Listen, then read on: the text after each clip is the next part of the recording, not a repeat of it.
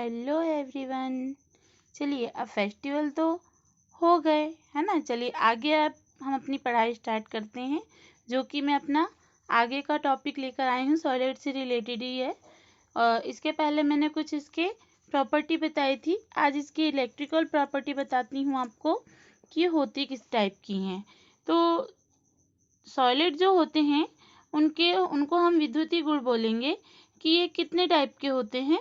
तो यहाँ पे हम उनका विस्तृत अध्ययन करेंगे। तो सबसे पहले हम बात करते हैं कि चालकता के मान के आधार पर ठोस 3 प्रकार के होते हैं। पहला जो होता है कुचालकता या विद्युत रोधी, मतलब कि जो जिसमें से कोई वो इलेक्ट्रिकल चार्ज प्रवाहित नहीं हो सकता है ना। कुचालकता या विद्युत रोधी, इनकी चालकता का मान 10⁻⁻20 से 10⁻⁻10 ओम 1 मीटर की पावर 1 ओम की पावर 1 मीटर की पावर 1 होता है। इनमें स्वतंत्र इलेक्ट्रॉन या आयनों का अभाव होता है, इसीलिए ये क्या होती हैं, कंडक्टर, अच्छे कंडक्टर नहीं होते हैं और इन्हें कुचालक माना जाता है ना। जैसे कि लकड़ी हुई, हम देखते ही हैं उसमें इलेक्ट्रिक चार्ज हो ही नहीं सकता, प्लास्टिक है, रबड़ है, हीरा है, ETC। चलिए सेकंड हम आते हैं कि जो कंडक्टर क्या होते हैं, चालक। इनकी चालकता का जो मान होता है 10⁻4 से 10⁻7 होता है। ओम दी पावर 1 मीटर की पावर 1 होता है। इनमें एक्चुअली स्वतंत्र इलेक्ट्रॉन, आयन या छिद्र होते हैं और इसीलिए ये क्या होते हैं, अच्छे कंडक्टर माने जाते हैं। और ये 2 प्रकार के होते हैं। फर्स्टली हम देखते हैं तो क्या है, इलेक्ट्रॉनिक चालक यानी कि विद्युतीय चालक। इनमें स्वतंत्र इलेक्ट्रॉन होते हैं और ताप बढ़ाने से इनकी कंडक्टिविटी कम हो जाती है। टेम्परेचर यदि हम बढ़ाएंगे तो इनकी कंडक्टिविटी कम होती जाएगी, बिकॉज जो इसमें आयंस जो होंगे वो टेम्परेचर बढ़ाने पर बहुत दूर दूर चले जाते हैं और उतने अच्छे से विद्युत धारा को, मतलब कि विद्युत को अपने में से लेकर के नहीं जाते, है ना। उदाहरण सभी जो मेटल्स होते हैं और ग्रेफाइट है वो इसका एग्जाम्पल है। चलिए सेकंड हम आते हैं कि विद्युत अपघटनी चालक क्या होते हैं। तो भाई विद्युत अपघटनी चालक जो विद्युत के द्वारा यदि वो डिवाइड हो जाए, चालक आयनों में डिवाइड हो जाए, तो उन्हें हम विद्युत अपघटनी चालक कहते हैं। ये पिघली हुई अवस्था में विलयन अवस्था में विद्युत के चालक होते हैं, ठोस अवस्था में नहीं बच्चा, ध्यान रखना दोस्तों, ठोस अवस्था में नहीं, पिघली या विलयन के सॉल्यूशन फॉर्म में ये विद्युत के चालक होते हैं, है ना। तो यहाँ पे हम ये चीज देख चुके थे ऑलरेडी, और यहाँ पे ये भी देख चुके। तो इलेक्ट्रॉनिक चालक में ताप बढ़ाने से चालकता कम हो जाती है, हम विद्युत अपघटनी चालकता में थे। तो ये पिघली हुई अवस्था या विलयन अवस्था में विद्युत के चालक होते हैं। Example sodium chloride, potassium chloride, potassium hydroxide, इनको यदि सोल्यूशन बनाया जाए इनका, तो ये बहुत अच्छे से कंडक्टिविटी अपनी शो करते हैं, विद्युत के चालक होते हैं। चलिए थर्ड आता है कि अर्धचालक। अब हमने कंडक्ट भी, मतलब कि चालक भी देख लिए और कुचालक भी देख लिए।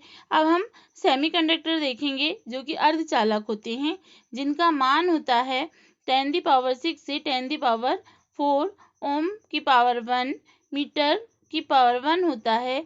ये परम शून्य ताप पर, ध्यान रखिएगा, परम शून्य ताप पर विद्युत के कुचालक होते हैं। परम शून्य ताप 0 डिग्री सेंटीग्रेड या फिर -273 फ़ारेनहाइट माना जाता है। परंतु टेम्परेचर जैसे ही हम इसका बढ़ाएंगे तो इनकी जो कंडक्टिविटी होती है वो बढ़ जाती है, चालकता बढ़ जाती है। जैसे कि एग्जाम्पल हम लेते हैं, शुद्ध सिलिकॉन हो गया, शुद्ध जर्मेनियम हो गया, ये जो होते हैं सेमीकंडक्टर माने जाते हैं। चलिए आगे हम देखते हैं कि भाई अर्धचालक और कुचालक जो होते हैं उनके लिए एक थ्योरी दी गई थी, एक सिद्धांत दिया गया था, जिसे बैंड सिद्धांत कहा जाता है और उसी के आधार पर चालक, कुचालक और अर्धचालकों को डिवाइड किया गया है। तो इस सिद्धांत के अनुसार जितने परमाणु कक्षक आपस में मिलते हैं उतने ही अणु कक्षकों का निर्माण होता है। जब बहुत सारे परमाणु कक्षक आपस में मिलते हैं तो उतने ही संख्या में अणु कक्षकों का निर्माण होता है।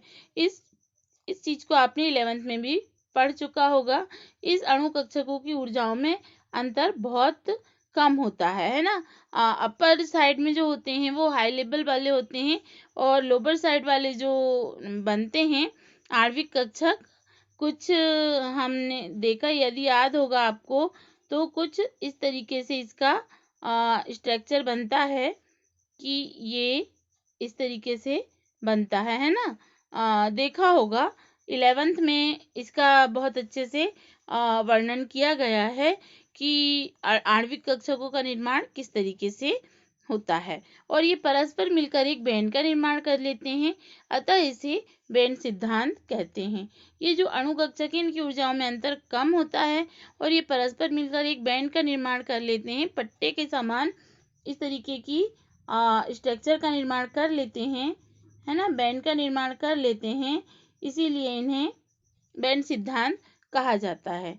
तो सबसे पहले आता है चालक। तो चालक में सहसंयोजक बैंड या तो आंशिक भरा है या पूर्ण भरा बैंड व खाली बैंड परस्पर मिलकर आंशिक भरे बैंड का निर्माण करते हैं। आंशिक भरे बैंड में इलेक्ट्रॉन जो होते हैं वो स्वतंत्रता पूर्वक मतलब फ्रीली मूवमेंट करते हैं। तो कंडक्टर हैं तो उनमें यदि परस्पर वो मिले हुए हैं बैंड आपस में, या तो वो आधा भरा हुआ या पूरा भरा हुआ होगा, तो उनमें आंशिक भरे वाले बैंड में इलेक्ट्रॉन स्वतंत्रता पूर्वक मूवमेंट करते हैं, है ना। चलिए अगला कि इलेक्ट्रॉन न्यून अशुद्धियां मिलाकर पी प्रकार के अर्धचालक बनाए जाते हैं। तो ये होता क्या है एक्चुअल में पिघली हुई सिलिकॉन में बोरान की अशुद्धि मिलाकर ठंडा कर लेते हैं, जिससे सिलिकॉन की संरचना में कुछ स्थानों पर बोरान के परमाणु आ जाते हैं। जैसे कि हमने देखा था अशुद्धियों के बारे में।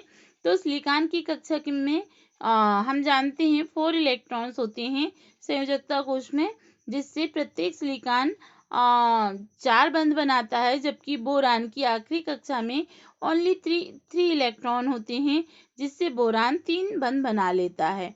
बोरान के पास एक इलेक्ट्रॉन की कमी होने के कारण एक धनात्मक पोल बन जाता है, मतलब ये पॉजिटिव चार्ज इस पे एक धनात्मक पोल मतलब एक पॉजिटिव चार्ज आ जाता है। ये धनात्मक विद्युत धारा के प्रभाव से सारे क्रिस्टल पर ट्रांसफर हो जाता है, अतः इसे पी प्रकार का अर्धचालक कहा जाता है। ओके, चलिए आगे हम देखते हैं कि अर्धचालकों के कितने मतलब कि क्या उपयोग हो सकते हैं। भाई सेमीकंडक्टर के क्या उपयोग हो सकते हैं। तो फर्स्ट जो होता है वो होता है एन प्रकार के तथा पी प्रकार के अर्धचालकों को मिलाने से एनपी संधि का निर्माण होता है, जो प्रत्यावर्ती धारा, जो कि आपने 10th में पढ़ा है, प्रत्यावर्ती धारा को दिष्ट धारा में बदलती है। सेकंड एनपीएन या एनपीएनपी प्रकार के अर्धचालकों को ट्रायोड कहते हैं और ये रेडियो तथा श्रव्य तरंगों की पहचान व संवर्धन में काम आते हैं।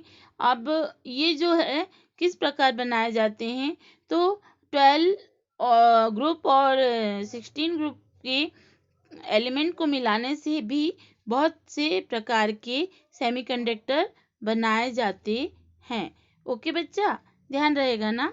चलिए आगे हम इनके यूज पढ़ लेते हैं और कि भाई किस प्रकार का होता है, तो वो तो हमने अभी देख लिया, ये है। और आगे और कुछ है, तो जैसे जिंक सल्फाइड है, कैडमियम सल्फाइड है, और 13 और 15 ग्रुप के एलिमेंट को मिलाने पर भी अनेक प्रकार के अर्धचालक बनाए जाते हैं, जैसे कि AlP है, जी गैलियम आर्सेनिक है ना। निम्न अब इससे रिलेटेड एक क्वेश्चन आपको है कि निम्नलिखित को एन तथा पी प्रकार के अर्धचालक में वर्गीकृत कीजिए। तो हम इसे कैसे कर सकते हैं, तो आंसर आ जाएगा कि पी प्रकार का अर्धचालक 14 व 13 वर्ग की अशुद्धि है और इसमें बोरान से मतलब उसको यदि किया जाए तो यदि उसको हम यहाँ देखते हैं कि यदि उसको बोरान से मिला दिया जाए तो पी प्रकार का अर्धचालक बन जाता है। और यदि पी प्रकार के जो अर्धचालक होते हैं उसमें सिलिकॉन की अशुद्धि यदि मिला दी जाती है तो वहाँ पे एन प्रकार का अर्धचालक बन जाता है, जो कि 14 और 15 ग्रुप की अशुद्धि मिलाई गई है ना। मतलब कि ये है कि भाई ग्रुप के अकॉर्डिंग यदि वहाँ पे इम्प्योरिटीज मिला दी जाएंगी तो उस प्रकार के वहाँ पे अर्धचालक बन जाएंगे। ओके बच्चा, आई थिंक कि आज का जो चैप्टर है वो आपको समझ में आया होगा, और यदि कहीं कोई कंफ्यूजन होगा तो प्लीज़ मुझे कमेंट करके बताइएगा कि क्या कंफ्यूजन है। जहाँ समझ में नहीं आया होगा प्लीज़ कमेंट कीजिएगा।